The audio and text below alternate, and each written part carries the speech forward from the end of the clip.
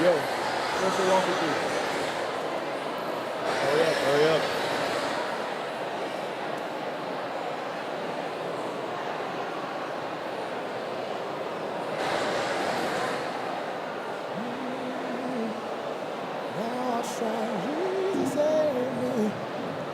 Alright, why not? Just a second.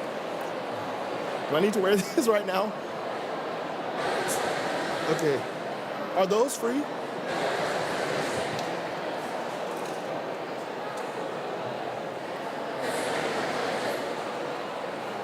This is sort of hard to do.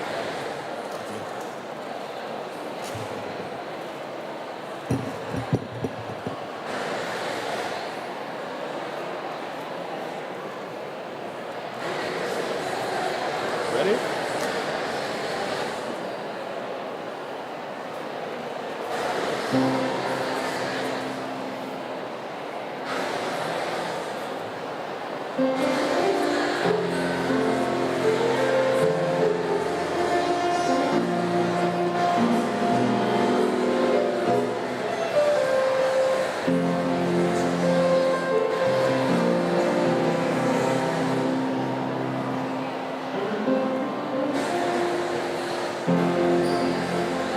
Ready? Hey!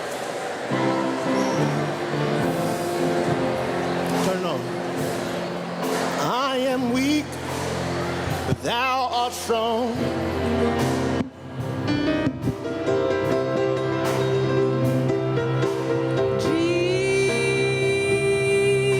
Jesus, keep me from all wrong.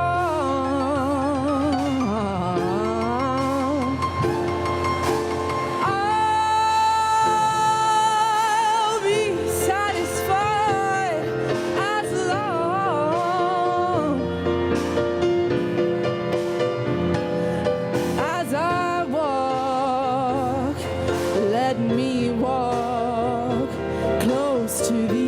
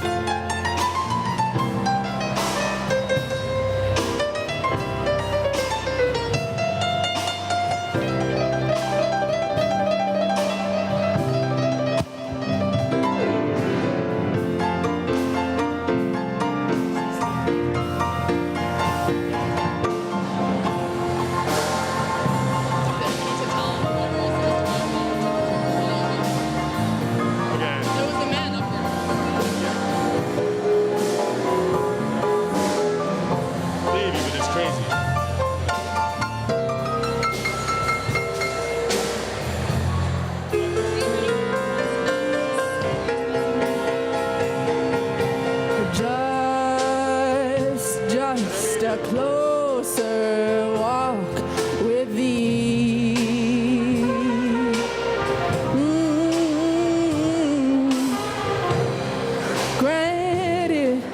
Granted, Jesus, hear my plea.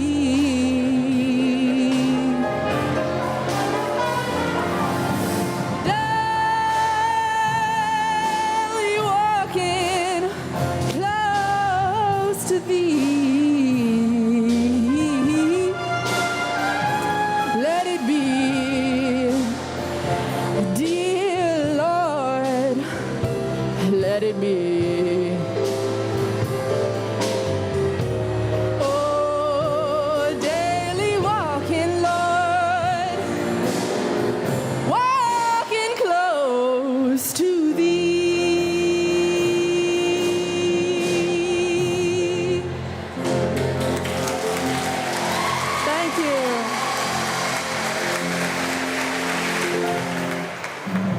Test.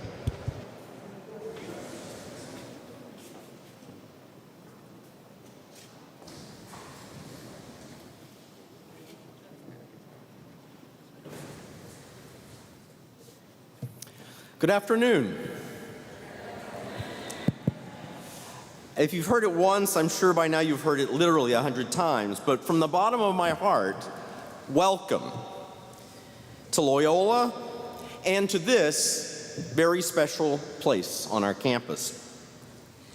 You have no idea how excited your fellow students, the faculty, staff, and administration are to welcome in person the largest entering class in Loyola's 110-year history.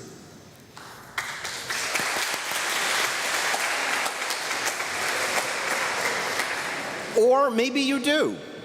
After your own experience of this pandemic and the ways it has upended and continues to upend our lives, maybe you can guess how thrilled we are and also feel yourselves an extra rush of excitement that you're actually here, out of bed, out of your pajamas, and for most of you, off Zoom. Actually, we'll probably never, ever be off Zoom again.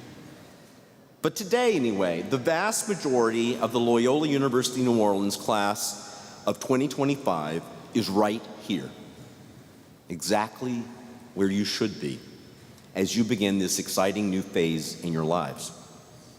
I'm Father Gregory Waldrop of the Society of Jesus.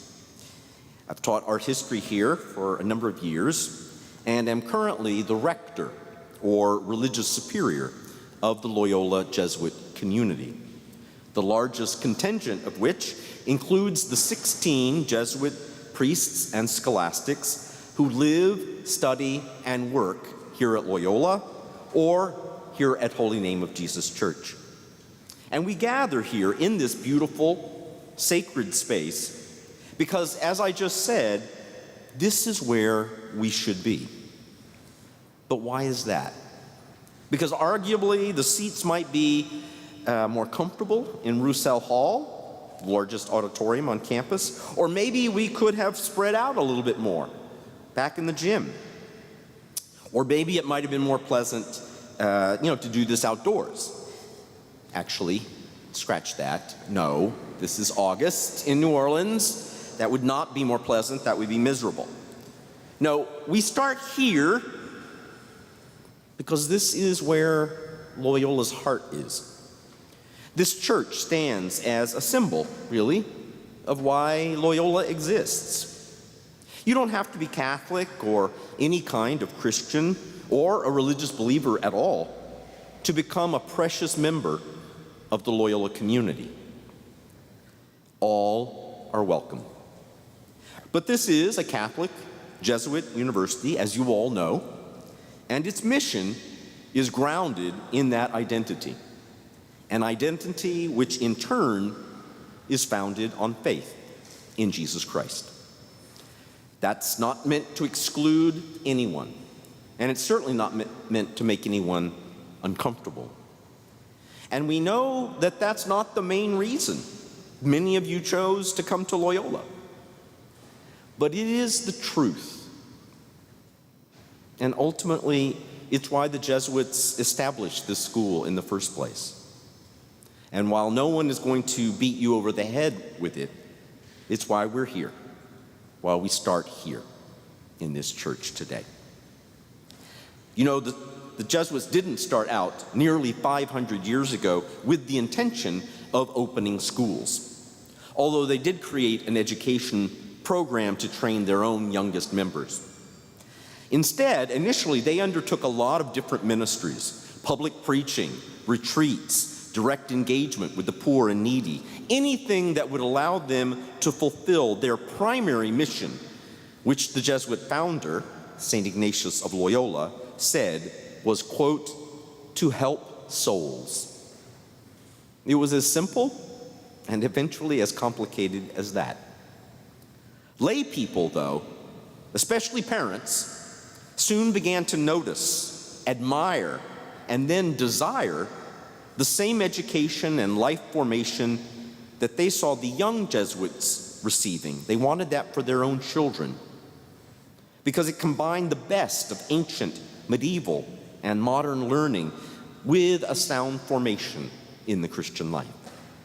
Now, for most of those families, the goal was not to see their sons become Jesuits, but first and foremost, solid citizens, movers and shakers in business and industry, and capable public leaders. After lengthy discernment, the Jesuits started their first school for lay students in 1548 because they viewed this new work as completely compatible with the goal of helping souls. In a letter just a few years later, St. Ignatius, better known around here as Iggy, summed up the Jesuits' motivation for opening schools like this. In short, he said, since young people turn into adults, their good formation in life and learning will benefit many and others, with the fruit expanding more widely every day. So our mission, this whole enterprise of education, which certainly intends to nurture your intellectual and other gifts and thereby prepare you for personal success, is likewise intended to help you become the kind of people who can and will help others. In that way, the Jesuits' desire to help souls will be, magnified and extended by means of your own generous efforts in your communities, your countries, and in the world. That's actually a great way to introduce a term that you may hear in your time here at Loyola, the magis, which in Latin means simply more. Sometimes you'll hear folks use magis to talk about excellence or the determination to strive always to do more, to do better. In other words, to be the best you can be. And that's fine. But this isn't the army. And that's not exactly what magis means, at least not in a Jesuit context. The magis means that when confronted with two goods to choose from, we will pick the one that will have the greater positive impact and give not just glory, but greater glory to God. Which leads me to another Latin phrase that you will certainly see frequently here at Loyola, either spelled out or abbreviated. Ad Maiorem Dei Gloriam, or AMDG, which means for the greater glory of God. It's the Jesuits' main motto, and it speaks to the mission that we pursue and now share with you. Be kind to the stranger, or to those who are marginalized or excluded, and do it ad maiorem Dei gloriam. Study hard for your chemistry exam. Hone your critical reasoning skills. Strive for excellence in general. All ad maiorem Dei gloriam. At a time of discouraging social conflict and political division, practice and preach civility. Ad maiorem Dei gloriam. Even if right now, you're not exactly sure about the God part, exercise your interior muscle of choosing and doing the good, the more, for some higher principle and for someone beyond yourself. It may sound counterintuitive, but when you help another soul, your own tends to expand. Consider this image of expansion. You are all trees. Trees. You started out 18 or so years ago, as small, vulnerable little seeds hidden in the dark, but bursting with life. Over the course of your childhood, as saplings, your families watered and fed you, put up little fences around you to protect you, and stakes in the ground next to you so that you would grow tall and straight. And you did. Until now, when you have been transplanted into new soil here at Loyola.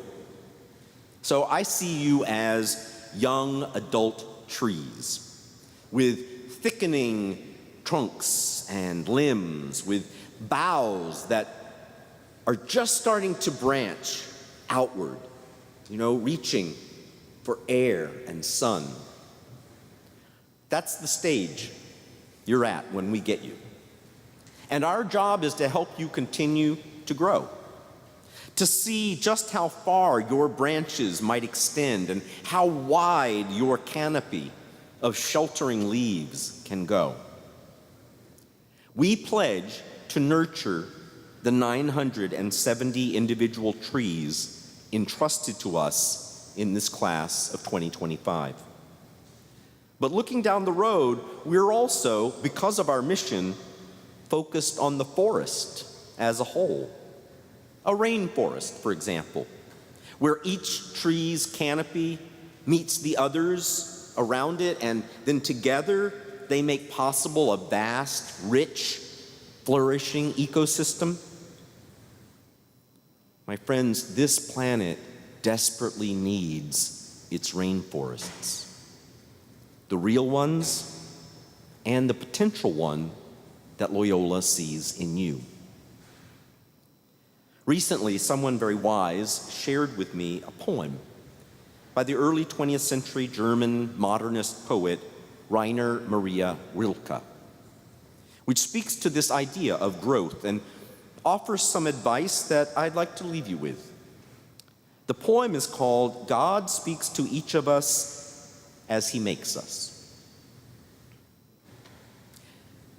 God speaks to each of us as He makes us, then walks with us silently out of the night.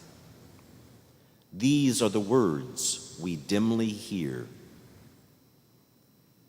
You, sent out beyond your recall, go to the limits of your longing. Embody me. Flare up like flame and make big shadows I can move in. Let everything happen to you, beauty and terror. Just keep going. No feeling is final. Don't let yourself lose me. Nearby is the country they call life. You will know it by its seriousness. Give me your hand. So you're here at Loyola and in this place. You are welcome and loved. Now, just keep going.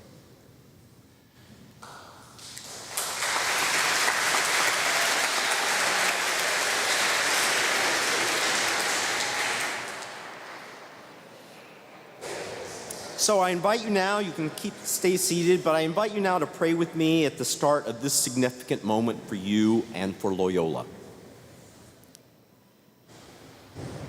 Gracious God, during this special Ignatian year, commemorating the 500th anniversary of the conversion of St. Ignatius of Loyola and the 400th anniversary of his canonization as a saint, we ask you to bless us as you blessed him, with a profound love and appreciation for creation, where he recognized and knew you in all things. Bless us too with a heart like Ignatius's, on fire with desire to do your holy and loving will, to feed the hungry, clothe the naked, comfort the suffering, and educate and care for the young, according to the example of Jesus. We ask your special blessing on the Loyola University New Orleans class of 2025, that they may find their place here, put down roots in the rich soil of intellectual engagement, new friendships, and social commitment, and grow into the dream that you have for each of their lives. Encourage and strengthen Loyola's faculty and staff who once more work for your greater glory against a backdrop of pandemic and uncertainty. We thank you, Lord, for all your many blessings, including the friends, families, benefactors, and partners without whom we would not be here, and whose gifts and sacrifices are tangible signs of their love and your care. Grant peace, we pray, to our country and to the world, and show us how we can be peacemakers and thus worthy to be called your children. All of this I ask with faith and confidence in the most holy name of Jesus, the Lord. Amen.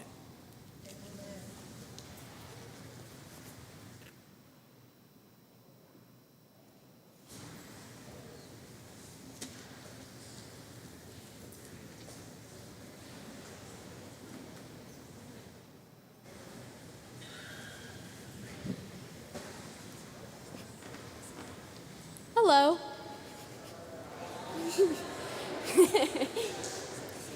My name is Aleah Thompson. I am a sophomore and I am also the leader of Crew 5. And I'm going to talk a little bit about one of the most important Jesuit values, in my opinion. An important Jesuit value that I have grown to understand is the ability to appreciate things both great and small. Every day that I get to walk around campus or sit in the quad, I am incredibly grateful. Like most universities, Loyola has had to make changes regarding the pandemic that removed most of the most integral parts of campus life. Even through these ever-changing restrictions and uncomfortable adjustments, one thing has stayed the same: our appreciation for the time we have together. Whether it be passing by through the quad or enjoying an event put on by student organizations, Loyola students are grateful for each other's company. When I started working as a crew leader, my desire for a connection with my peers became even more apparent. There's only so much connecting that you can do over Zoom. But the minute that I walked back on campus and saw all of the friendly faces I had missed so much when I went back home, I felt so much more appreciative of the connections I made with other students through my first year at Loyola. I am eager to see all of you make these connections and feel the same appreciation that I feel for this university.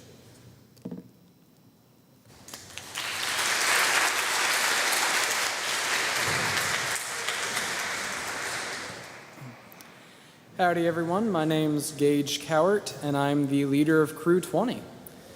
All right, I see y'all out there, y'all trying to earn Subway cookies. Okay, so I wanted to talk more generally speaking about whenever I first understood what it meant to live by the Jesuit values.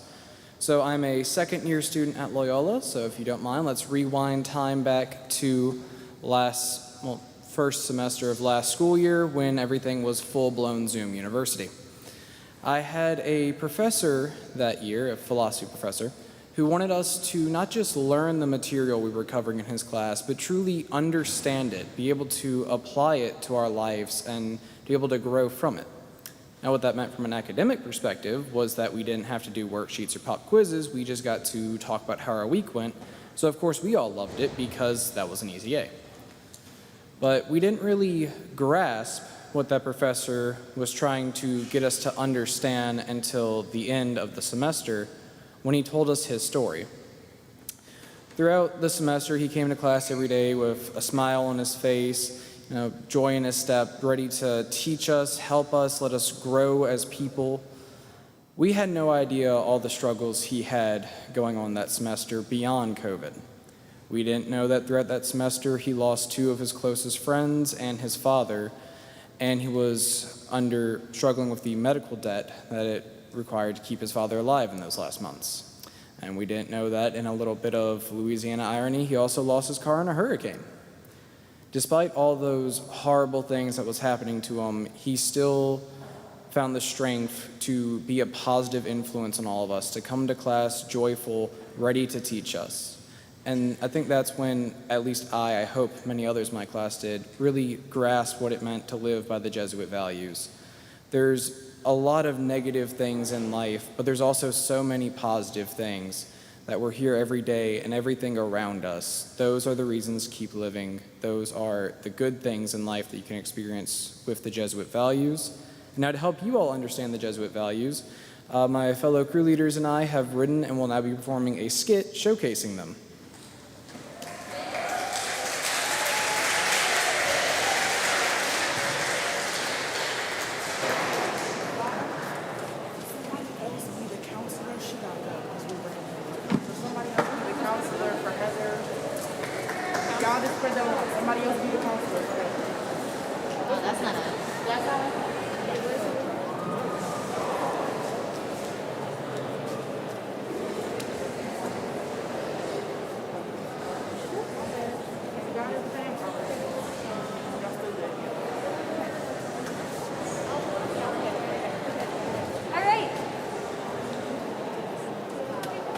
Okay. Hi everyone, how are y'all enjoying convocation so far? That's great to hear. We are going to take a brief break to take y'all on a tour of some of our favorite Jesuit values. So we are your tour guides. My name is Zia. I'm Avery. And I'm Jamie. All right, I hope y'all are strapped in and ready to go. We're going to take our first stop at Audubon Park, where we're going to be visiting some friends on a nature walk while they explore the Jesuit value of finding God in all things. Gee, thanks for coming, guys. I know it's really hot out here and humid, and school's right over there, but there's so many cool things to see if you'll just look for them. Yeah, to be fair though, you kind of made us come. I mean, it's cool, I guess. No, but really, just look at all the cool things you can see. Like, there's that tree, and the grass. I mean, I guess you're kinda right. No, seriously, just look around. Whoa, what is that? That, my friend, is a butterfly. And not just any butterfly. That's the Gulf fritillary. It's responsible for pollinating most of the local flowers, thus helping the ecosystems. It's beautiful. Isn't it? See, I told you guys you might enjoy it. All right, our second stop is going to be visiting Loyola's Study Abroad Fair, where we will be exploring the value of international and global perspectives. Hey y'all, welcome to our Study Abroad Fair. I'm so excited that you are showing an interest in studying abroad. I have Anna here with me today, who's going to tell you a little bit about her experience in Colombia. ¿Les gustaría ir a Colombia? Colombia es magnífico. Tienen la comida más deliciosa. Hi, Anna, I'm sorry, I don't mean to interrupt you, but I think that we were considering studying abroad in Paris. Ah, Paris? Oui, Paris, c'est magnifique. La ville de l'amour. Wow, isn't that so cool? I can't wait to get out there. I mean, I don't know. It seems kind of scary. Like, what if we don't fit in? What if we don't know the language? I totally get that studying abroad can seem scary at first, but everybody is very welcoming and there's always an English component to your study abroad program, so there's nothing to worry about. And don't be scared about not fitting in. There are so many other students from all over the world that go there. So you won't be alone. Awesome, it looks like we're ready to study abroad. Thanks. Thank you. And here's Avery with your next stop. All right, everyone, for our next Jesuit value, let's take a look at some students practicing the Jesuit value of pursuit of excellence in Audubon Park. Hey Dallas, you want to play volleyball? Yeah, sure, let's go. Well, Can y'all throw that a little higher? I can calculate it. go.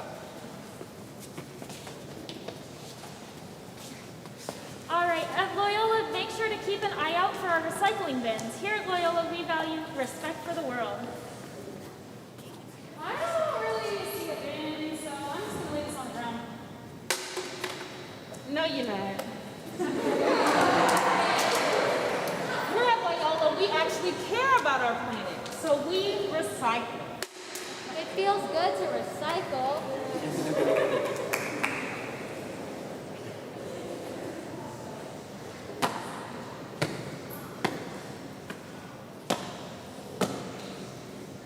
And now, a dramatic interpretation of the Jesuit values, linking faith with justice and development of personal potential.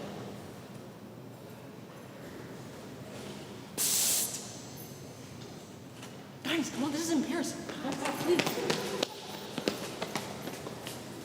Here, we have Kitty. Kitty is what we call the definition of a girl boss.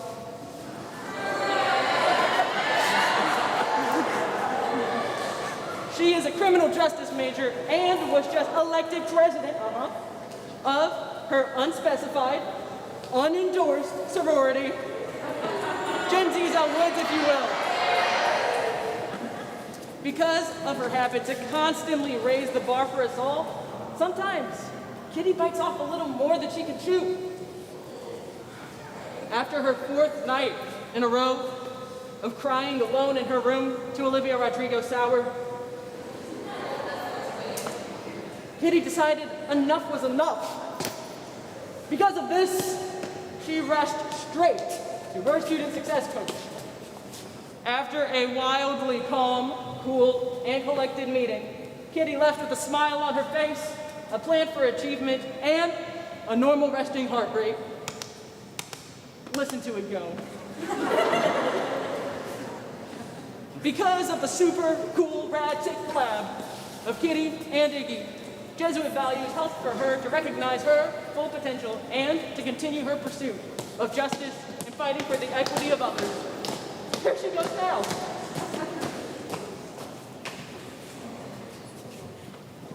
We hope you enjoyed exploring some of our Jesuit values with us. And I hope, as the year continues, you'll continue to implement these to help you. Now we're going to take some time to enjoy another thing that Loyola values, music, as performed from one of our jazz ensembles.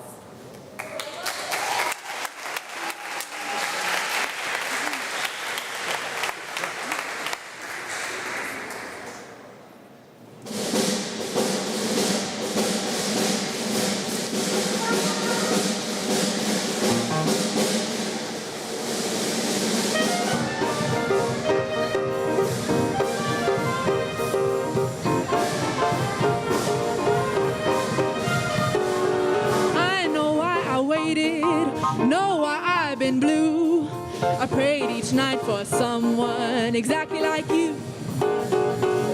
Why should we spend money on a show or two?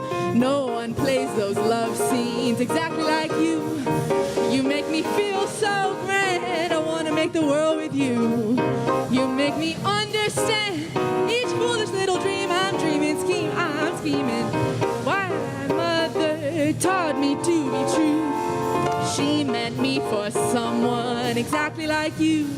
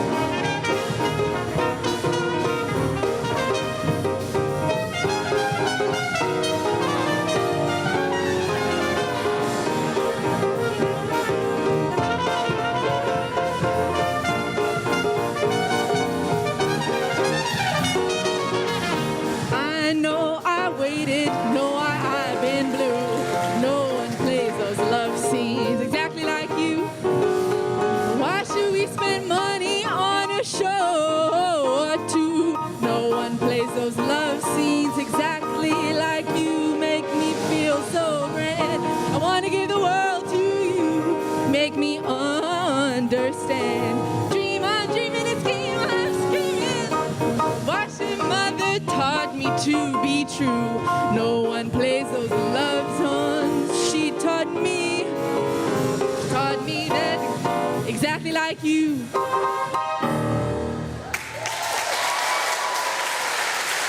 Thank you.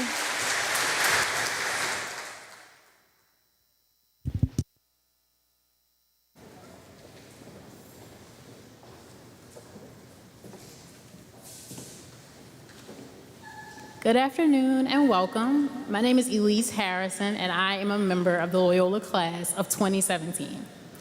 You've heard a lot of talk today about Jesuit values and Jesuit identity and what it means to be Jesuit educated. For some of you, this is probably familiar. It echoes something you heard in your home or in your high school. For some of you, you get the Jesuit thing. It fits who you are as a person, it fits your personal brand. You might already have AMDG in your Instagram bio. For others, maybe you're just warming up to the idea of these values. During your time here at Loyola, you'll see them in your classmates and professors. You'll see them in the kind smiles of the staff here on campus and the experiences you'll have as a student. You'll grow into your Jesuit values, and by graduation, you too will have AMDG in your Instagram bio. And then there's another group of students. Some of you are hearing about these values and thinking, I just don't get it. Fear not, this was me as a Loyola student. When I started my journey here at Loyola, I had no idea what Jesuit values meant, how they fit my life, and frankly, I was here for one thing, my degree. The Jesuit values seemed like lofty goals for priests and the Peace Corps. But I assure you, as many others have stated, eventually you'll see Jesuit values as a part of who you are as a Loyola student and eventually a Loyola graduate. The Jesuit values are essential to the Loyola experience. It shapes everything that happens on this campus. And even if you're like me and it takes you a while to get it, it will shape what happens when you leave. The Jesuit idea that we should be with and for others is a value I strive to live out every day. It's a value that was a big part of my Loyola experience, even if I didn't realize it at the time.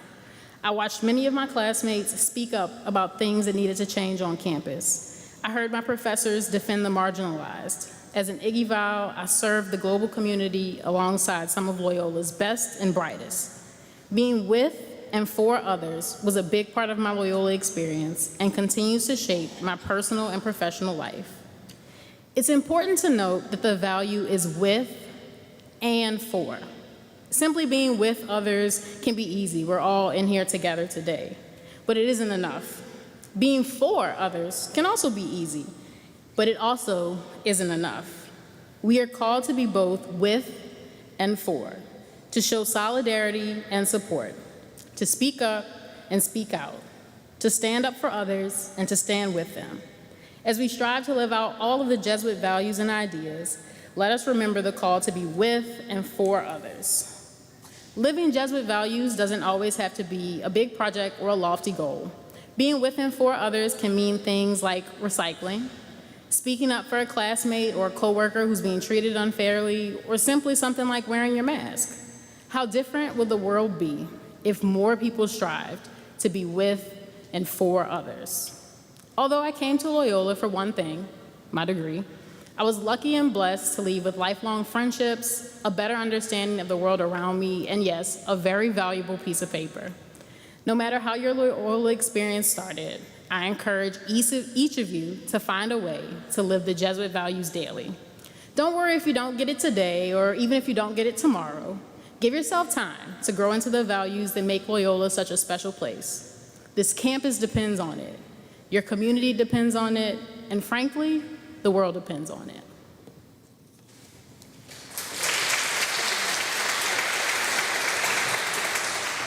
Okay, I have to put on my glasses, sorry. Well, welcome to the pack.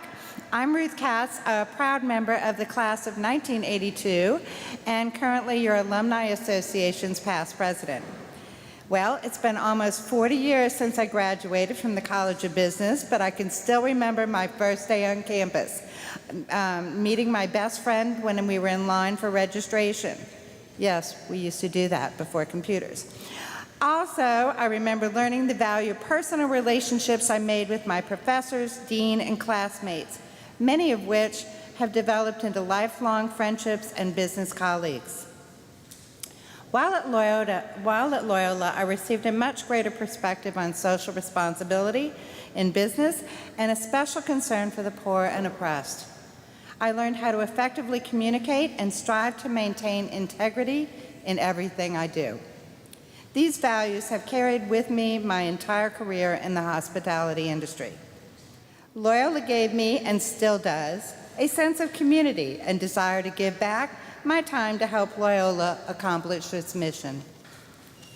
As you walk by Monroe Library and view the Jesuit values on the pavers, take time to reflect and contemplate how you may incorporate these ideals in your daily life and spiritual path to be your best selves.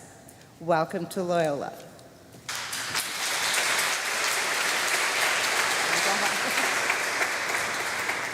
Thank you.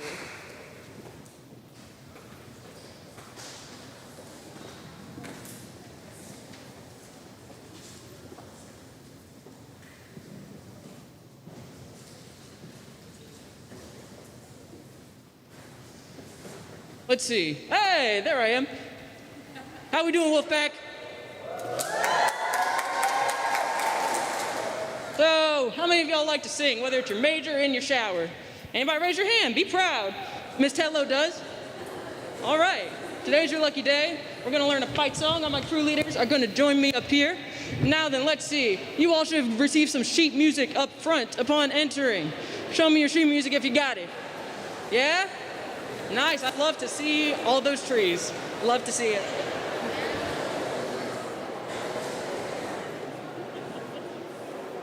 All right, we're going to learn it in 3 parts. So we're going to start with the first part, then the second, and then the third. That sound good to y'all?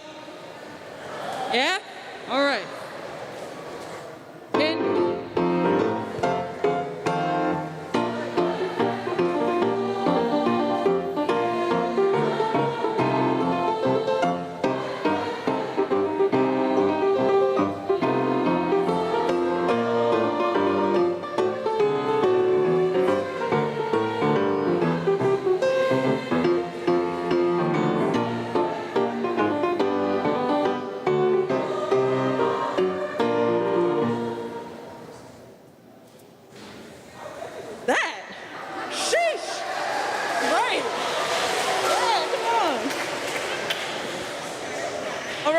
Next part we're going to learn is going to be a chant. All right, y'all good at chanting? Yeah? Okay. Whenever you're ready, kid.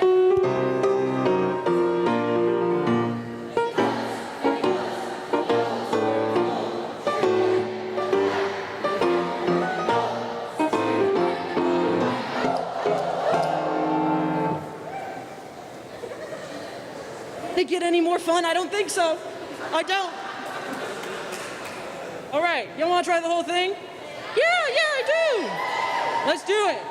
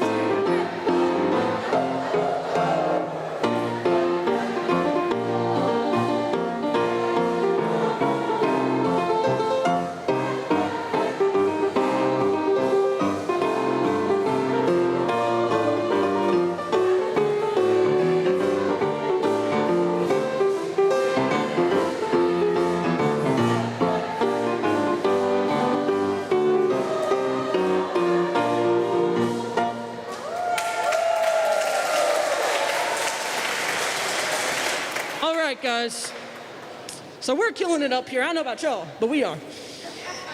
I think we all should. Come on, get up. Let's do it. Get up. Let's do it. You got it. You got it. Y'all ready?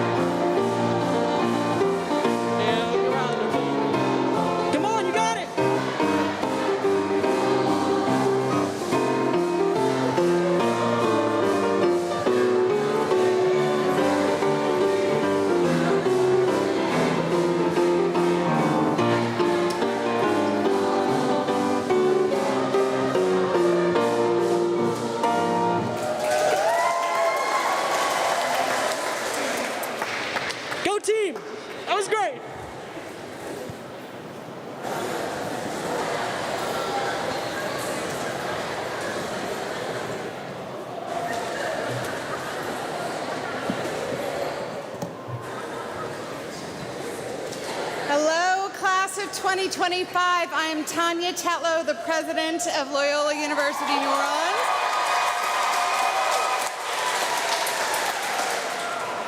And I want you to know that back when my grandfather was playing football for Loyola in 1928, that song was so cool. So we keep up the tradition. I don't want to get competitive or anything, but you guys are a lot more spirited and fun than the other half of the class. So thank you for that.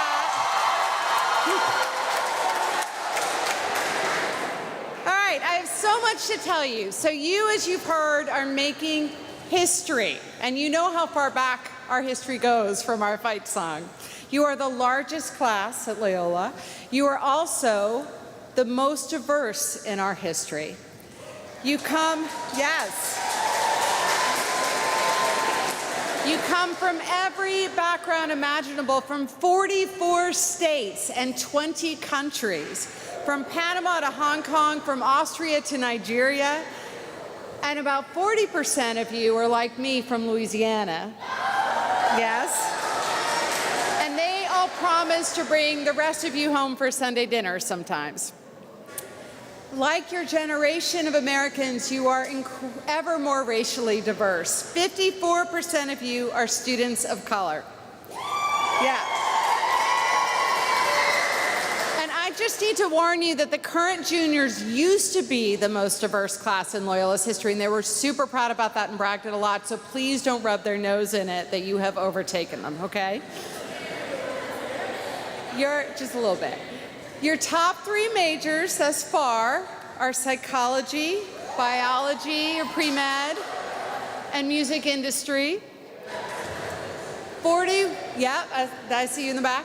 41 of you are joining our brand new nursing undergraduate program, and you're going to go out and be the most important and amazing people in the world. And most of all, you're just incredibly interesting. And just to start challenging you to get to know each other, here are a few facts about some of you. One of you founded your own clothing company. Another created a youth jazz ensemble. One of you has begun acting and was in the Netflix series that I've never personally seen called Everything Sucks. Yep. So you get to figure out who that is.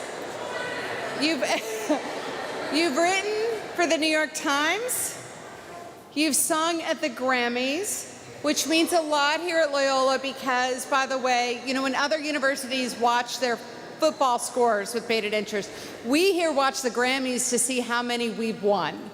Last year, our faculty and alumni won 4. One of you wrote about a serious injury that ended your baseball career and turned you to a passion for music because you just never know where life is going to lead you. Almost 30% of you are the first in your family to go to college, which is a remarkable achievement. Carrying the hopes and dreams of generations on your shoulders. We are so proud of you. And so many of you wrote about obstacles that you've overcome that would have floored most of us. We're in awe of your strength. Now, I distinctly remember sitting through an orientation speech like this and thinking, oh Lord, I did not in high school cure cancer or go to the Olympics, and seemingly everyone else did. But you don't have to have achieved all those things yet, because each of you is so full of promise, so full of opportunity, whether you know it yet or not. You're all just getting started. And this day, every year, I have this sort of vivid memory of what it felt like to be in your shoes. That mix of excitement and terror, of veering back and forth between the two.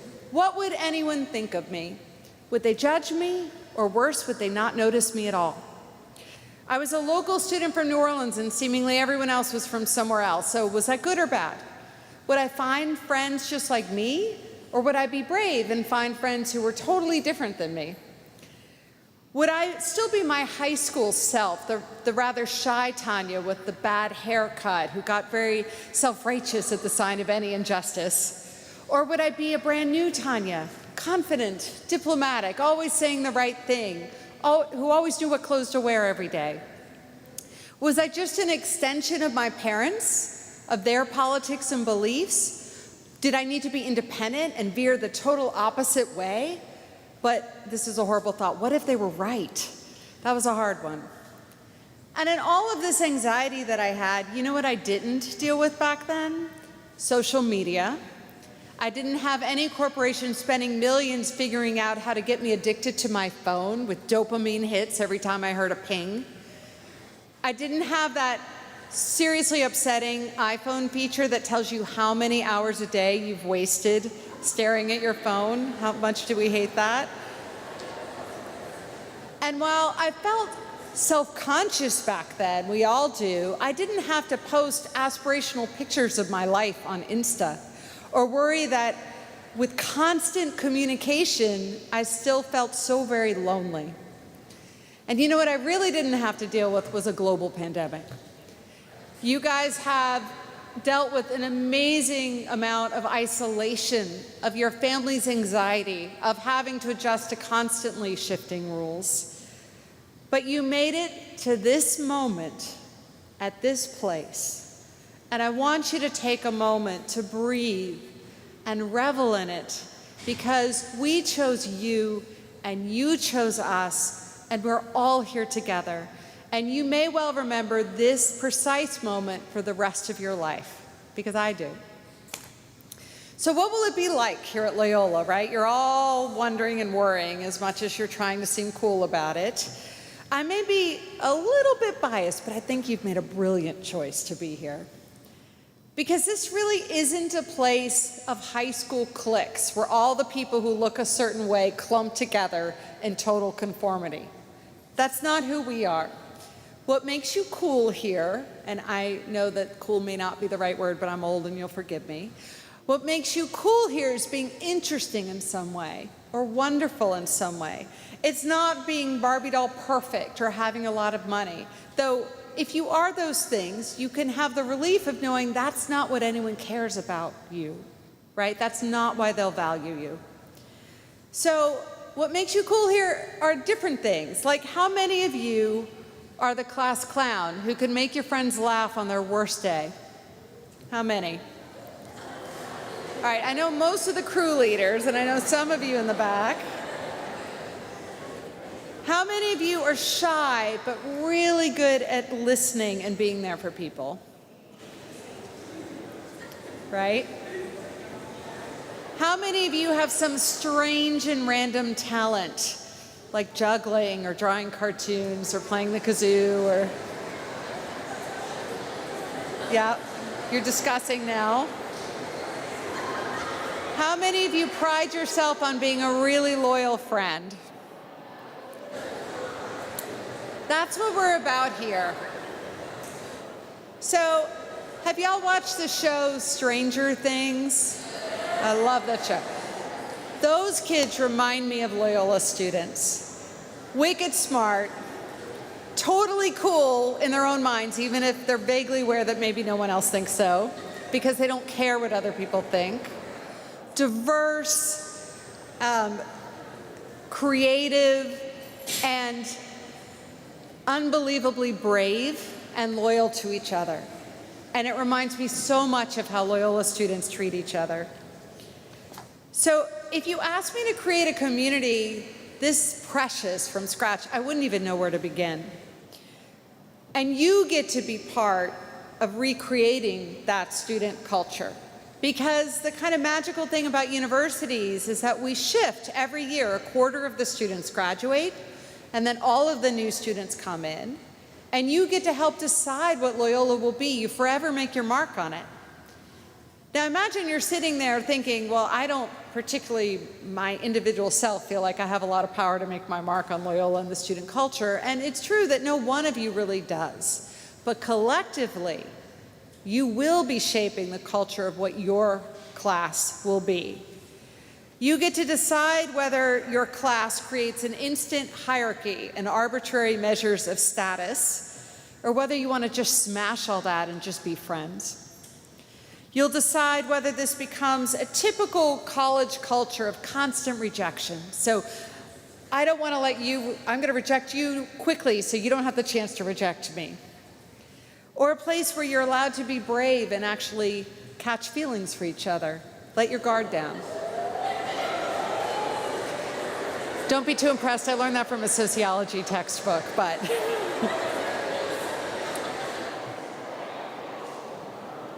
Will your class be cynical and too cool to pretend you care, or warm and kind?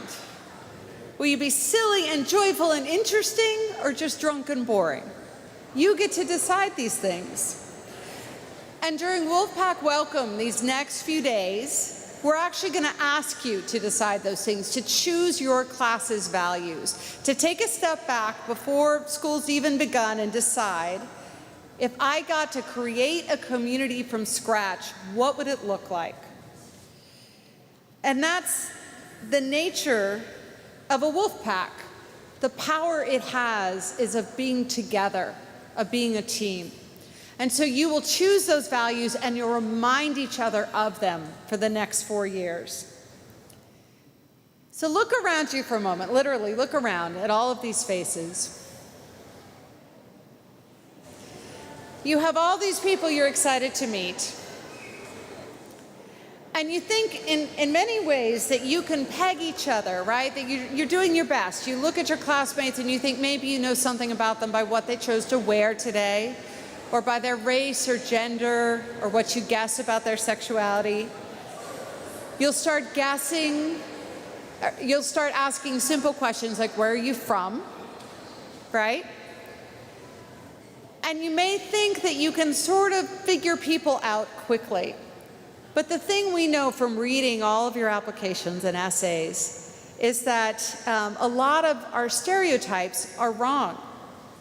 That you guys are sitting on all these fascinating connections of random things that you have in common with the people you least expect to have in common with. So the joyful part of these first few weeks and for these 4 years is that you get to find that out about each other with this class we brought together from every background and experience. You get to learn both from each other's differences, but also how much you have in common that you would never expect. Listen to each other with open hearts, without defensiveness born of insecurity. Let your guard down. Be brave. And you're building as a class on solid ground because Loyola has such a special culture. It's not perfect, and we're counting on you to keep making it better. But it is warm and full of joy. So why are we like that here? We're so proud of it, but why are we like that? I think part of it is that we are in New Orleans. And New Orleans is a city that very much wants you to be yourself. The more honest, the better. We don't hide away our crazy creativity or our eccentricity. We glory in it. And I'm going to teach you more tomorrow about New Orleans and culture and history because I hope that you'll really dig into that, even if you're from here like me and still learning more about it. So if New Orleans is a city that wants you to be yourself, Loyola is a university that wants you to be the very best version of yourself. To find your voice, as some of our music majors are literally doing, and to practice for hours and hours and hours until your voice can fill a room. We take very seriously the job of helping you do that, to find the joy in learning that will knock your hair back, to help you find the discipline that means you will be able to achieve so much more in life because you set your mind to something and you get it done. To help you hone your skills, not for you, but so that you can matter to the world. Now, I need to warn you right now that our faculty and staff are just a little bit obsessed with you. I tease them because they think you're the greatest students in human history, and they really mean it. And you'll see that in how they teach and support you. I have a favorite colleague, professor here, Joe Duke, the School of Communications. You should absolutely take his classes if you can. We lured him here from a long career in New York as the producer of 60 Minutes and CBS National News. And he came here and he's teaching, and he was very proud his first semester. He told me he was bragging to his fellow faculty about the brightest of his students and how well they were doing. And they looked at him and said, well, that's fine. But how are your students who are struggling the most? Because that's how we judge here how good a teacher you are. Every single one of you matters to us. We will know you by name. We will not let you get lost. We'll call and text and harangue and support you until you find your way back. This is going to sound really cheesy, but it's true. You will be loved here. So why do we care so much, right? In our case, it's because we are a Jesuit Catholic university, and that's how we roll. Now, as we keep telling you, some of you are here because of that, some of you have no idea what it means, and so we're starting to tell you these things so you can understand it better, and you've got a great head start from Father Waldrop and the alumni especially, and the student crew leaders. I, myself, grew up in a family full of Jesuit priests, so I got the Jesuit training from birth. One thing I want to make sure you know, for some of you truly new to this, there is no Jesuit religion. We are Catholic. The Jesuit order of priests, which is the largest religious order in the world right now, founded this university. And to me as a kid, the Jesuits always seemed like Jedi Knights. Disciplined, full of wisdom, led by the Force, or as we call him, God. In fact, there's actually a rumor that George Lucas based the Jedi in Star Wars on the Jesuits, so I didn't make it up. My Uncle Joe is a priest with my personal Yoda, though he looks more like Obi-Wan.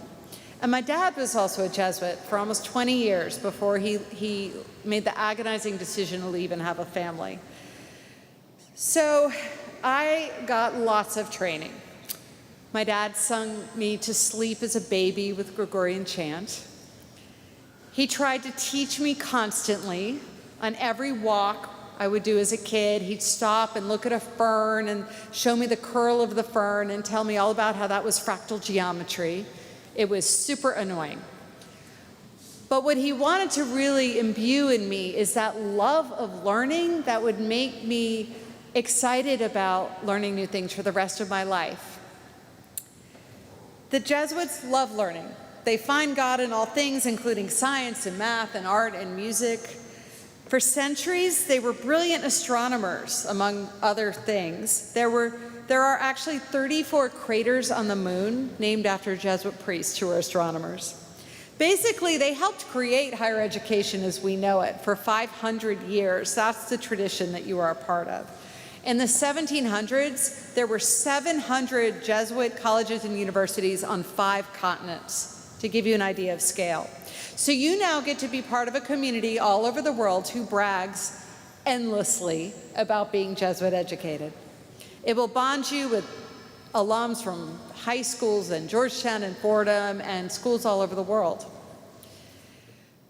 My Jesuit training from my dad also taught me that our point of our faith was to learn how to treat people, basically how to love them, even when you really don't feel like loving them. And he taught me that you could learn those same lessons from other faiths and from outside of religion as well. I tried to rebel a little bit by not coming to a Jesuit Catholic institution, which was fairly shocking to my family. I spent my life in secular institutions where you really weren't supposed to talk about your faith in your out loud voice. Religion was a hobby reserved for Sunday mornings that you kept to yourself. But all those years I spent elsewhere, I used to look at Loyola and think, those are my people. And I am so glad to be here with you and to be trusted as the first non-priest and the first woman to lead Loyola University.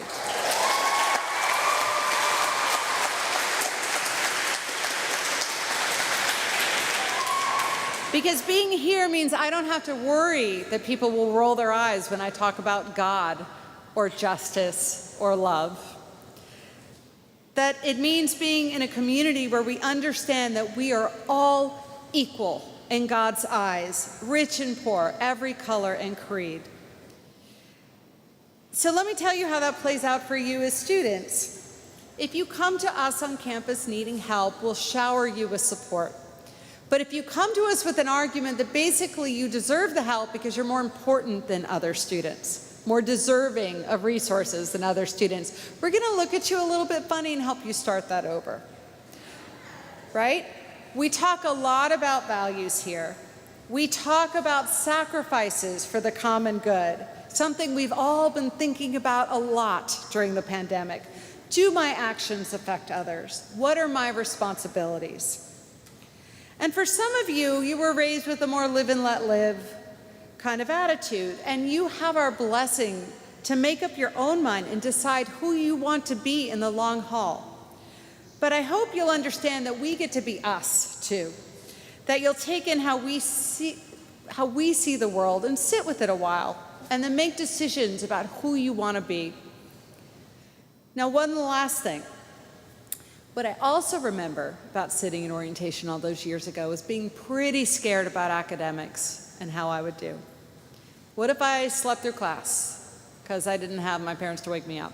What if I bombed a final? And in fact, my very first paper that I wrote in my very first class in college, I got a C. I was mortified. And I thought that, what if this means I don't belong here? What if I'm not smart enough to do this? And I was pretty mad at the professor, Molly Rothenberg. I still see her around and I get embarrassed. But it was the most important grade that I ever got, as much as I hated it. Because what I realized is, it's not that I don't belong here, I just need to work harder, right? That I couldn't skate like I could in high school where it seemed easier to me. And so you are going to have those doubts about yourself. Honestly, I still feel that way a lot of the time. Running a university during a pandemic is not an easy gig. I do not recommend it to you.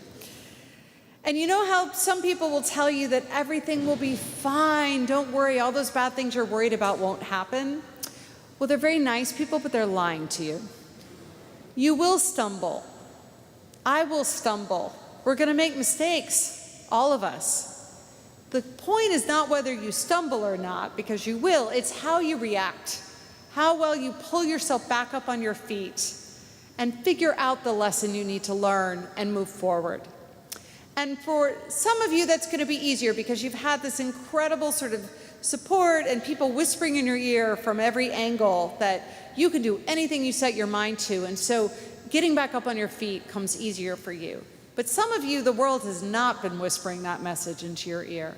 And for you, sometimes it will be harder and you'll doubt yourself more profoundly. So I want you to know how much you belong here. That when you stumble and fall and get back up, people aren't laughing at you. They're rooting for you.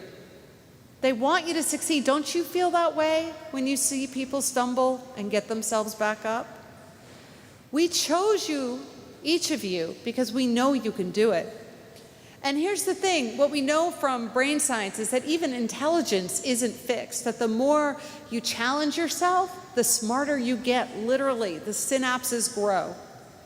And so when you push yourself, whether you think in numbers or in pictures, whether you learn by copying things out again or making up silly songs to remember it, you are getting smarter as you go.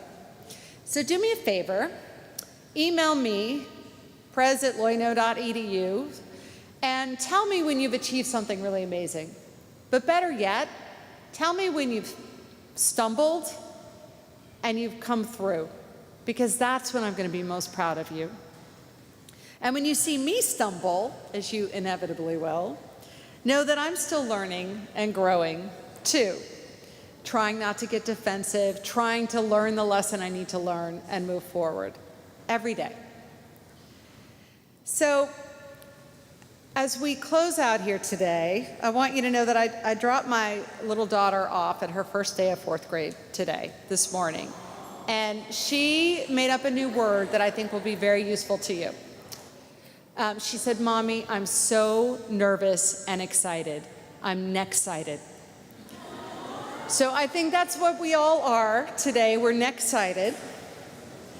But I know that you've made the brilliant decision to choose a college that will support you and pray for you and lift you up.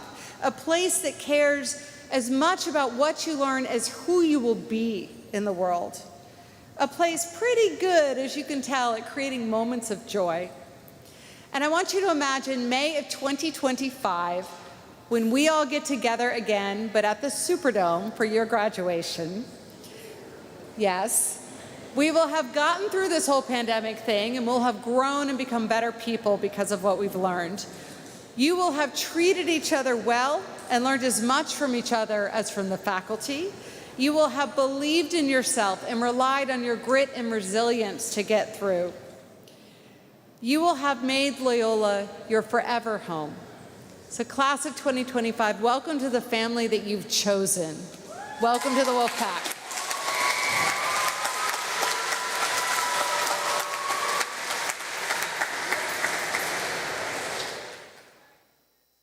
Small things so that we can teach you how we exit in special New Orleans style.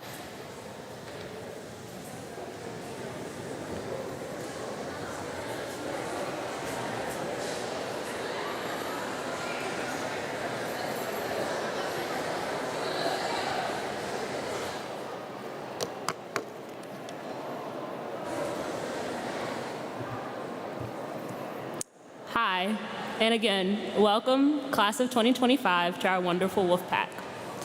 My name is Asha Eltimus. I'm a junior graphic design major and an art history minor. I'm involved in a lot on campus, but I'll spare you the details. But I'm sure you'll see me around a lot. But today, I am here to tell you about your class bead. So what exactly is a class bead? Well, the class bead, like many things we have here at Loyola, is a tradition. It's a tradition that I think is quite special and like no other. The class bead is given to the new incoming class every year at convocation and is to be worn at your graduation in May of 2025. Now, I know that's a long time from now, so a word of advice, keep it in a safe place and let it serve as a reminder for what you're trying to accomplish here at Loyola. The class bead this year has a special place in my heart because I had the honor of designing it. When I was researching and deciding on what the class bead for you all would be, many ideas came to mind, but eventually the crawfish was picked.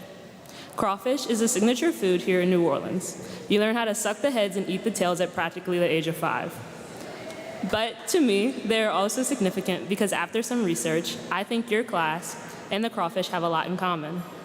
Just like you all, and even us older classes, as young adults, we are small but mighty.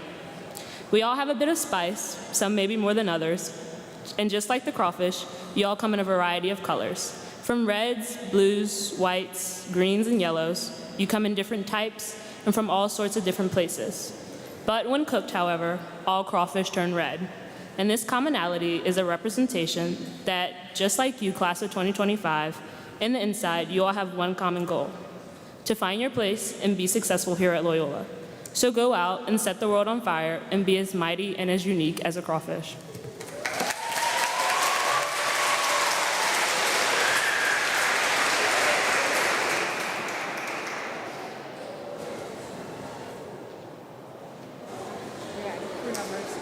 Yeah.